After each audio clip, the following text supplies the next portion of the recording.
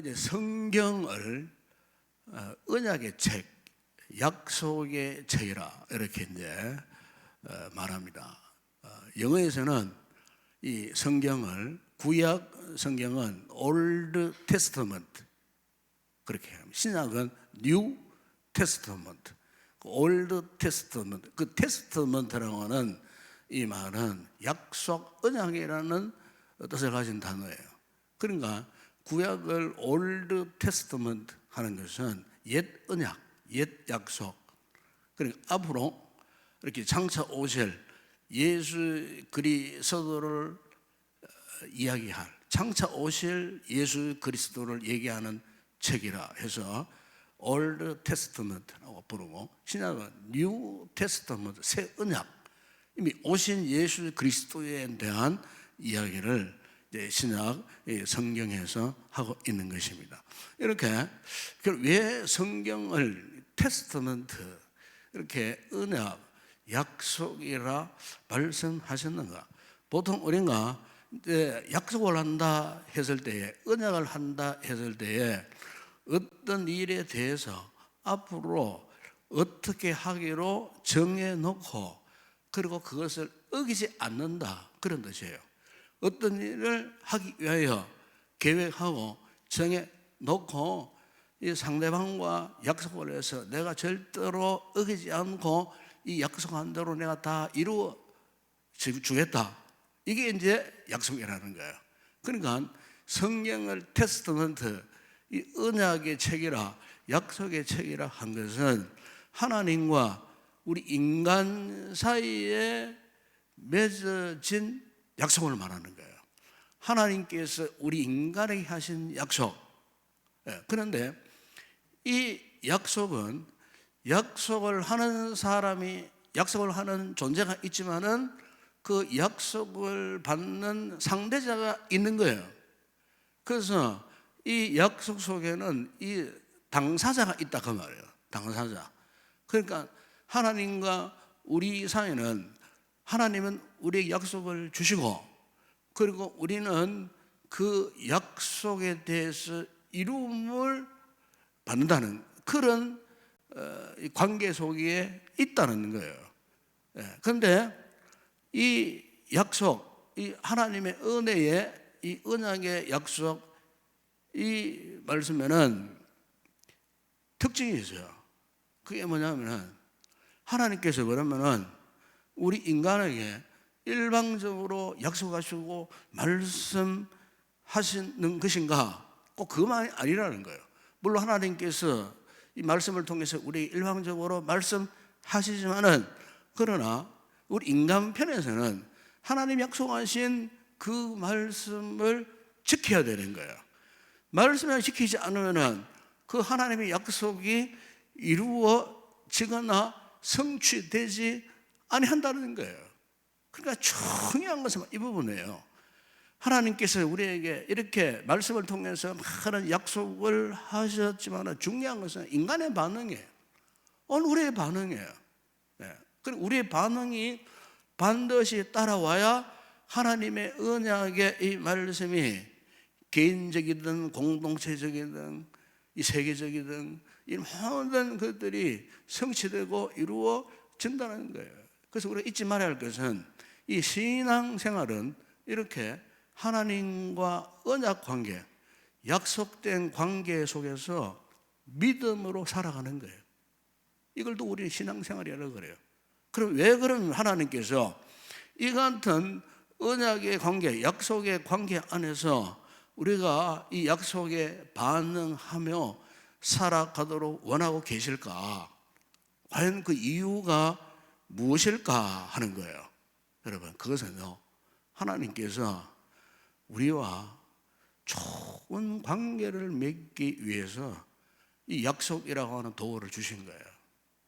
하나님께서 우리와 정말 아름다운 관계, 절친한 관계, 우리가 이제 많은 사람들과 이제 관계하다 보면, 저도 이제 목회자잖아요. 이 목회자는 어쨌든 사람과의 관계 속에 첫 번째는 하나님과의 관계지만은 두 번째는 사람들과의 관계 속에서 살아요. 아마 여러분들이 직장생활 하든지 뭐 사회 생활을 하든지 뭘 하든지 간에 우리 인간은 사회적 존재이기 때문에 항상 이런 관계 속에서 우리가 살아갈 수밖에 없어요.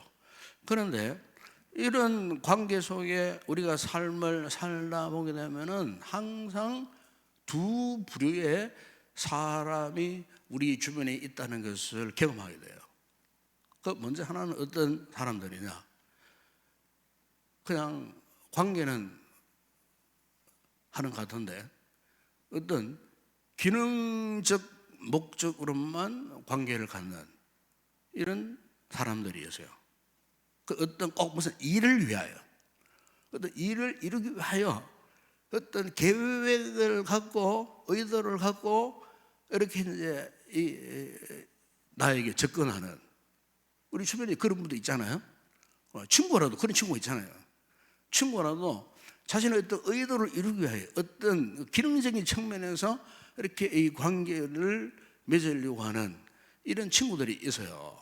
그런데 그런 친구들은요, 어떤 목적이 이루어진다든지 자신의 의도하는 그 일이 끝나면은 더 이상 관계할 일이 없으니까 그냥 바이바이 떠나버려요. 거기서 끝나버려요. 그리고 대개 이제 이런 유의 사람들은 내 마음에 남지 않아요.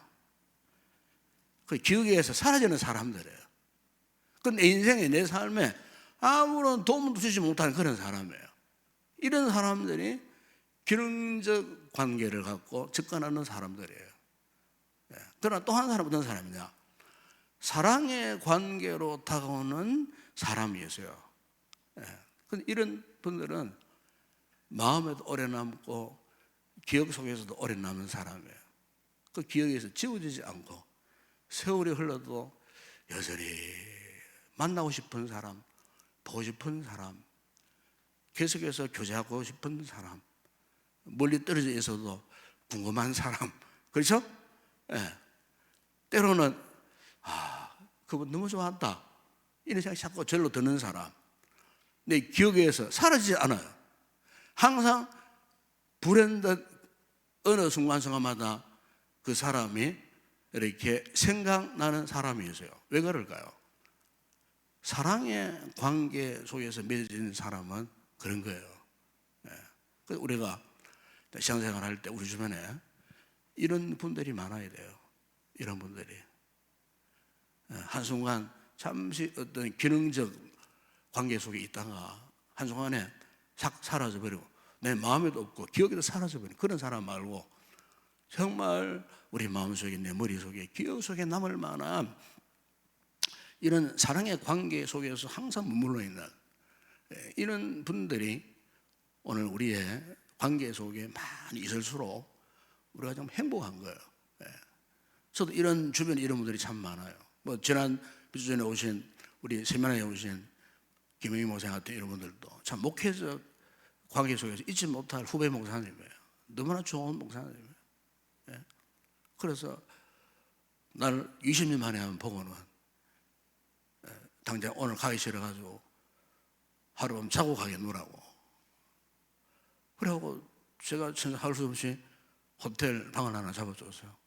그 다음날 또 수원에 있는 목사님 한 번 또 불렀어요.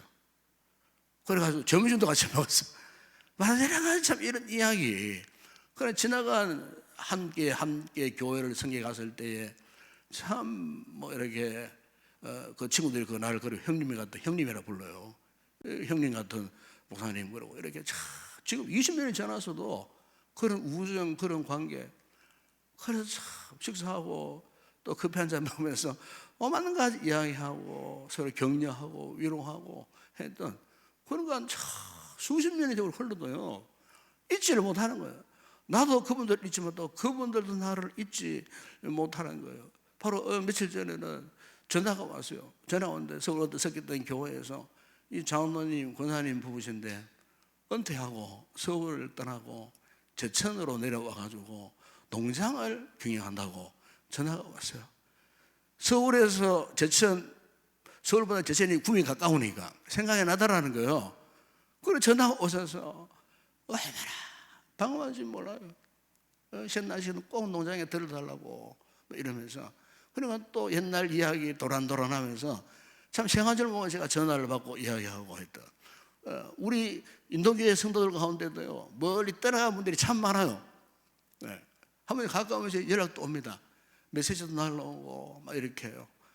이러면은 참 있었던, 우리 교회에 있었던 아름다운 추억들도 이야기하고 감사하다고 고백도 하고 이렇게 대화를 하는 가운데, 이런 주변에 이런 분들은 어떤 분들입니까? 그냥 기능적 관계 속에서 그냥 만나 헤어지는 그런 관계가 아니에요.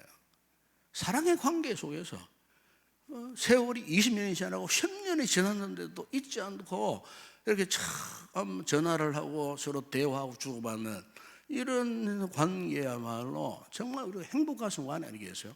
여러분, 우리가 믿음 생활할 때도 하나님과 우리와의 관계도 이 같은 사랑의 관계를 맺기를 원하고 계신다는 거예요.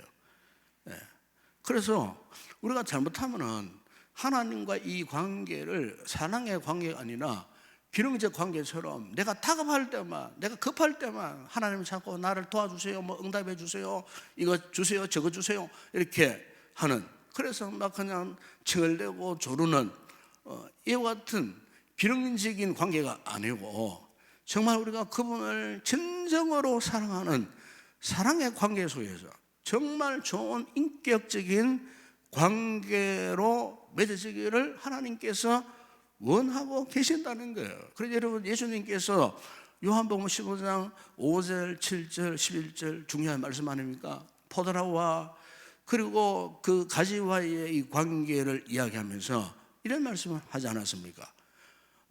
그가 내 안에, 내가 그 안에 가면 사람의 열매를 많이 맺나니 나를 떠나서 너희가 아무것도 할 수 없음이라. 포도나무와 가지와의 관계처럼 주님께서는 그 같은 참 생명적인 관계, 단순히 기능적인 관계가 아니고 생명적인, 인격적인 그 관계 속에 너희가 나와 이 같은 관계를 맺고 너희가 내 안에 가고 내 말이 너희 안에 가면 무엇이든지 원하는 대로 구하라. 그래야 하면 이루리라. 그렇게 말씀하셨어요. 나와 이 같은 영적인 깊은 사랑의 관계를 맺게 되면은 내 기쁨이 너희 안에 충만하게 해주겠다. 우리 주님께서 그 약속을 하신 거예요. 그러니까 하나님과의 이 같은 사랑의 관계가 분명하면 하나님께서 우리의 인생을 책임져 주시겠다는 거예요. 삶을 살면서 우리가 어떤 뭐 좋은 환경을 만납니까? 좋은 일만 있습니까? 그렇지 않잖아요.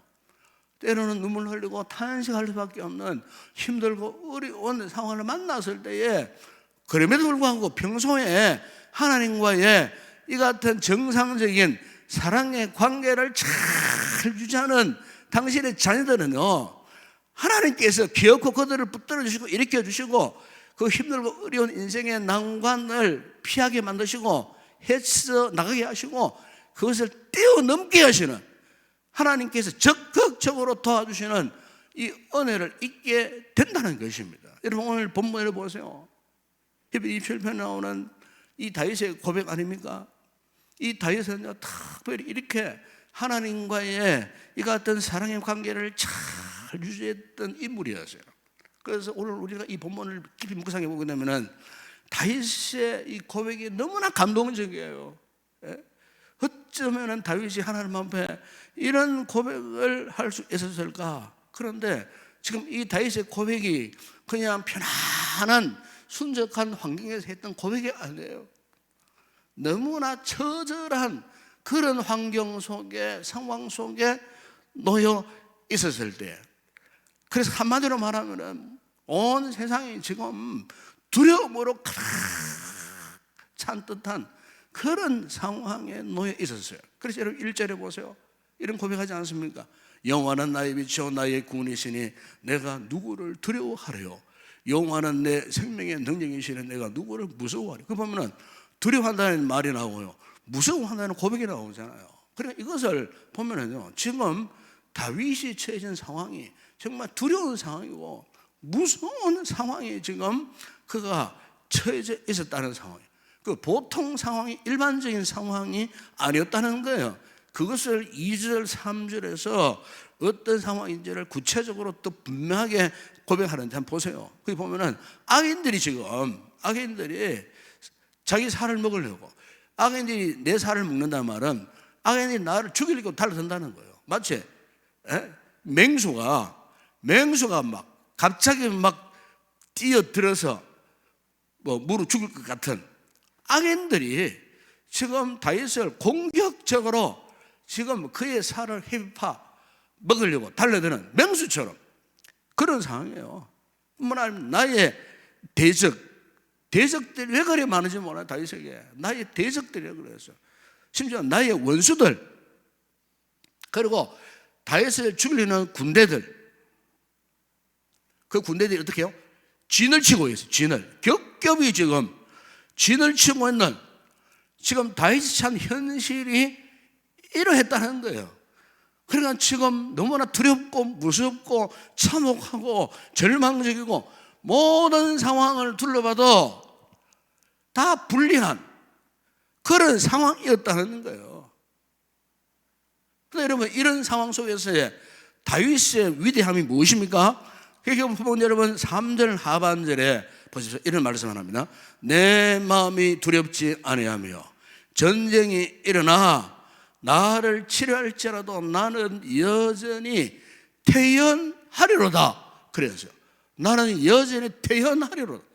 여러분, 여기에 이 태연하다는 말이 우리말의 의미는요, 무덤덤하다 뭐 그런 의미를 갖고 있는 것 같아요. 그러나 히브리 원문에서는 그런 뜻이 아니에요.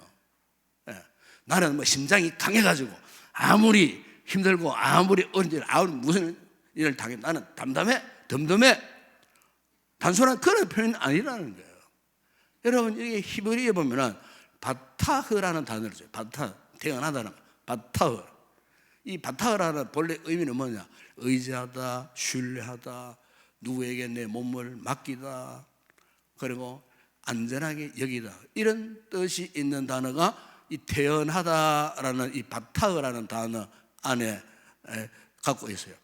그리고 이것은 뭐 감정이 없는 상태에서 뭐 덤덤하다 그런 뜻이 아니라는 거예요. 누군가에게 전적으로 내 모든 것을 맡겼어. 지금 내 몸을 맡겨버렸어요. 누군가에게, 나보다 더 강한 힘을 갖고 있는 누군가에게 내 인생을 맡겨버렸어요. 그러니까 마음이 너무 평안한 거예요. 다윗이 누구에게 맡겼다고요? 하나님께 맡긴 하나님. 그러니까 지금 대적들이, 원수들이 진을 치고 군대들이 진을 치고 지금 당장 다윗을 물어 뜯으려고 죽이려고 지금 점점 가까이 오는 이 참 촉급한 이 같은 상황 가운데서 이 다윗이 어떻게 했다고요? 하나님께 전폭적으로 다 맡기니까 내 마음이 평안해졌어. 지금 그 같은 두려움과 무서움 속에 던져져 있지만은 위대하신 하나님께 내 인생을 맡겨 놓으니 왠지 모르게 오히려 마음이 더 평안해지더라. 이 표현을 다윗이 나는 여전히 태연하리로다, 우리말로 번역해서 이렇게 번역을 하게 된 거야. 그리고 이런 저력이 어디서 나왔겠어요? 저도 말씀했지만 그것은 하나님과의 친밀한 관계의 결과예요.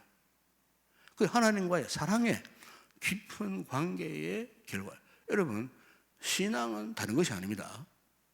신앙은요, 하나님과의 깊은 사랑의 관계, 이게 신앙입니다. 이걸 여러분이 잘 유지를 하셔야 돼요.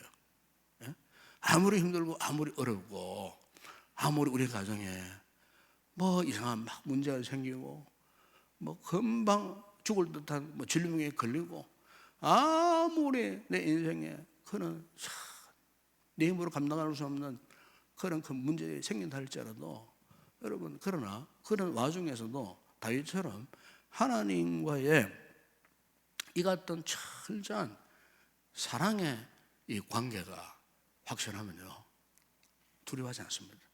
오히려 왠지 모르게 눈물이 나고 감사가 나오고, 환난을 당하면서도 감사가 나온다니까요.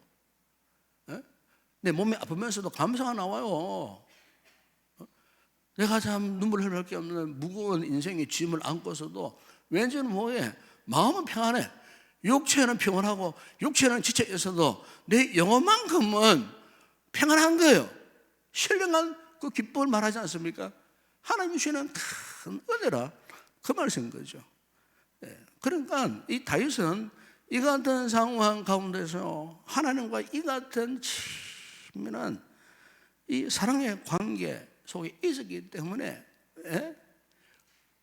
원수들을 바라보고 뭐 전쟁을 바라본 게 아니고 누구를 바라봤겠어요? 하나님만을 바라본 거예요. 옛날에 다윗이 여러분 골리앗과 싸웠을 때에 이스라엘 백성들은 하나님보다도 골리앗이 더 크게 보였어요. 그 다윗은 정반대였어요, 여러분. 어린 꼬마 소년이었지만은 골리앗은 엄청난 중무장을 하고 앞에 떡 서 있었지만은 다윗이 볼 때는 골리앗 아무것도 아니에요. 왜? 골리앗보다 자신이 믿는 하나님이 더 큰 신분으로 보이기 때문에. 그래서 나는 만군의 여호와의 이름으로 너에게 나아간다, 그렇게 고백했거든요. 골리앗보다 하나님이 더 크게 보였기 때문에. 그리고 이스라엘 백성당은 정반대의 상황이었어요. 똑같은 상황에서 믿음이 있는 사람하고 믿음이 없는 사람하고의 이 결과가 그런 거예요. 오늘 우리 성도들이 이 밤에 나오셨는데 여러분이 어떤 문제 앞에서도 문제가 크게 보이는 것이 아니고 누가 더 크게 보여야 할까요? 하나님이 더 크게 보여야 할 줄을 믿습니다. 이게 우리의 신앙이 되어야 한다는 겁니다, 여러분. 우리의 신앙이. 그 다윗은 군대가 나를 대적할지라도 진칠지라도 나는 여호와를 완전히 신뢰한다, 의지한다, 그분께 내 모든 것을 맡긴다.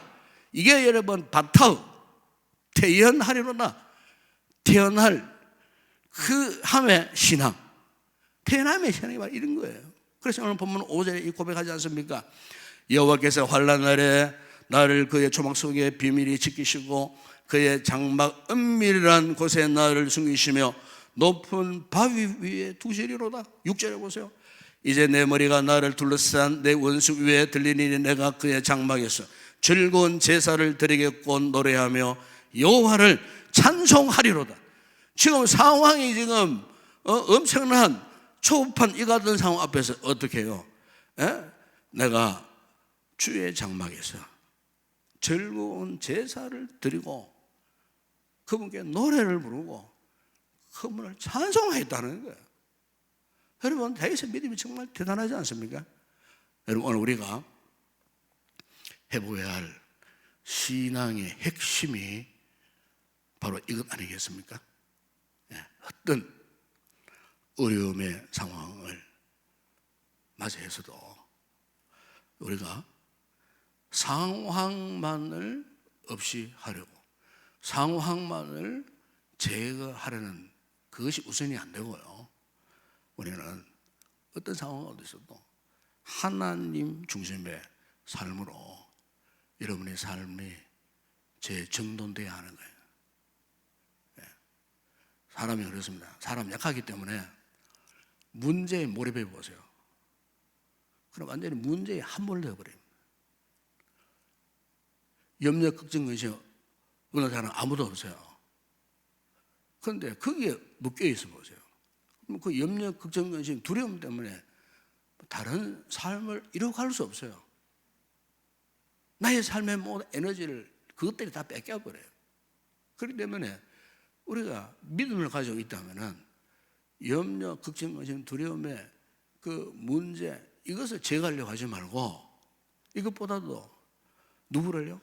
하나님을 오늘 우리의 삶의 중심에 확실하게 모셔야 할 줄을 믿습니다.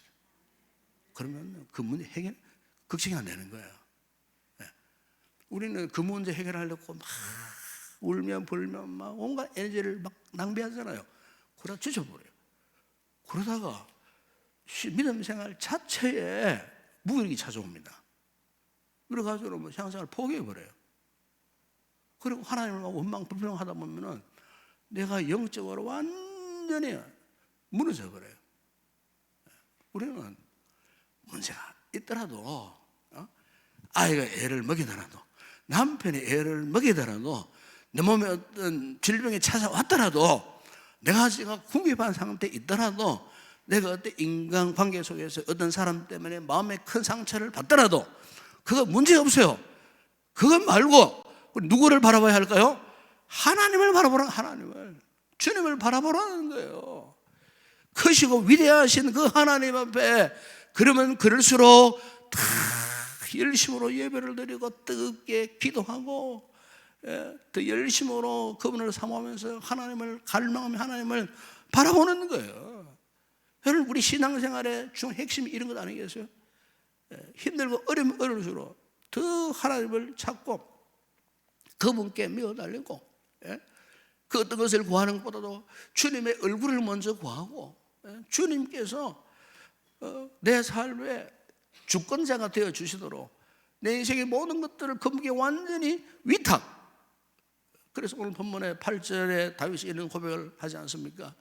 너희는 내 얼굴을 찾으라 하실 때에 내가 마음으로 주께 말하되 여호와여 내가 주의 얼굴을 찾으리다. 그래서 다윗은 현재 자신이 당면하고 자신이 경험하는 무서움과 두려움의 이 상황보다도 이것을 제껴놓고 뭘 찾았다고요?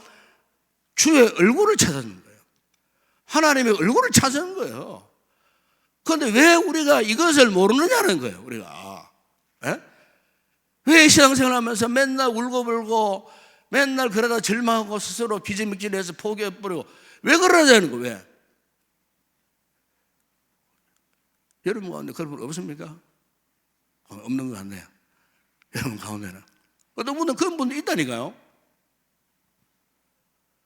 그걸 하나님을 왜 믿습니까? 이 신앙생활을 왜 합니까? 힘들고 어려우면 어려울수록 더 누구의 얼굴을 구해요? 다윗처럼 하나님의 얼굴을 구하고 그분의 얼굴을 찾아야 되는 거예요. 그분을 바라봐야 하는 거예요. 오늘 27편이 강조하는 부분이 바로 이런 부분이에요. 우리의 삶 현장 속에 이런 가지 두려움이 있다 할지라도 그 두려움보다도 성도는 위대하신 하나님을 바라보라는 거예요.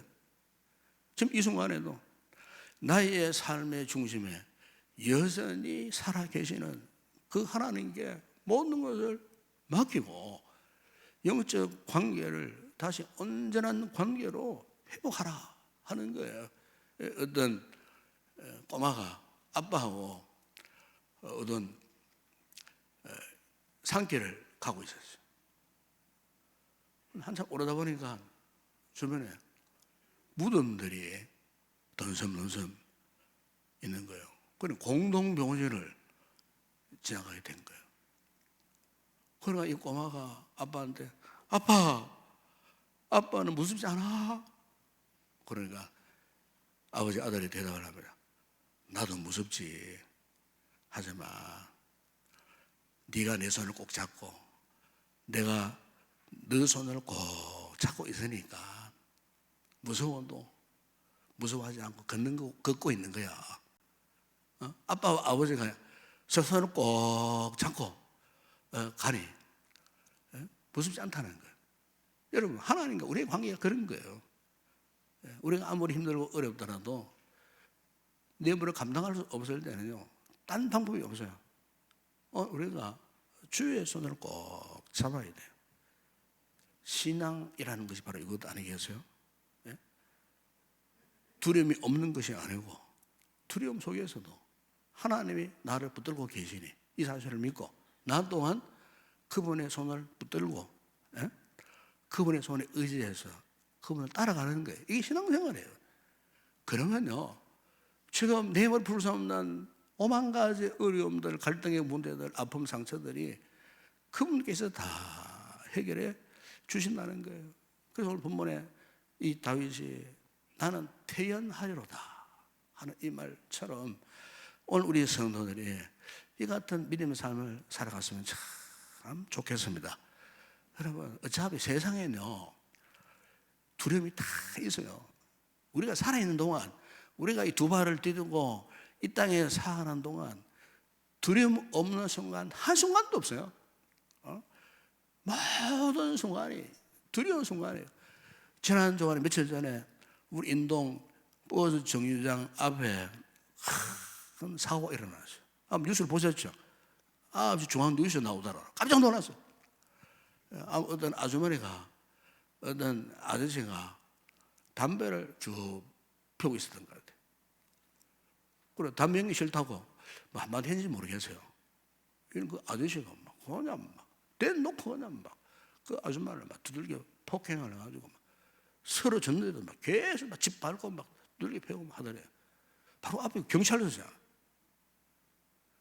그 말 한마디 조심하셔야 됩니다. 그래서 표정도 조심하게 돼요. 표정 째려보면 가만 안 둬요. 절대 때려보면 안 돼요. 그냥 지나가 보면 되잖아. 지나가. 그런데 말 한마디 해서 자기 남편한테 하는 것처럼 했는 것 같아. 그러니까 불컥 해가지고 그냥 그 자리에 싹 두들겨 패가지고 그 앞서 뉴스에 나왔어. 정신을 잃어버려. 실려갔다 하더라고, 병원. 그리고 요즘 우리 시대를 보면요, 정말 두려운 시대예요. 두려운 시대, 무서운 시대에 지금 우리가 지금 살고 있다는 거예요. 근데 이 두려움이 우리가 이 세상 살아가는 동안에 사라지지 않는 거예요. 그렇다면 우리가 어차피 사라지지 않는 이 두려움 어차피 있는 것인데, 그럼 우리가 이 두려움 어떻게 극복할 것인가? 바로 그것은 여러분 지금도 우리의 삶 중심에서 역사하시는 하나님을 찾고 그분께 맡기고 그분을 바라보는 거예요. 왜? 그러면 그분 우리에게 이 두려움을 이길 수 있는 힘을 주시는 거예요. 아멘. 그분이 힘을 주시면, 그분이 능력을 주시면 다윗처럼 아무리 힘든 세상, 어려운 삶의 상황을 와도 이겨내고 믿음으로 승리하는 복된 성도들이 되게 하실 줄을